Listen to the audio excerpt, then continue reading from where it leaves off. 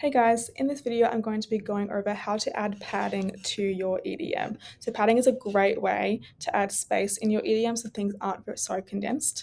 And a great example of this is Visit Sunshine Coast lovely EDM. They've used really great padding in this EDM, and you can tell it looks very neat, doesn't look very condensed, and just looks laid out very well. And that's because they've used padding in here. So I'm just going to show you how to add padding. So you can just add padding to like an overall row.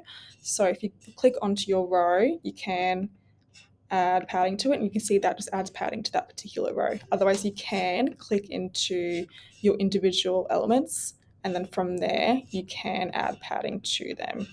And what you can do is you can add padding to different sides of your elements. So say if you want to move this over just a little bit, you can go into more options, and then you can add some padding just on the left side there, or you can add it to the bottom if you want some break on the bottom. So you can see that breaks it up just from the rest of the elements that are underneath it. And that's a really great way to add some space underneath your elements.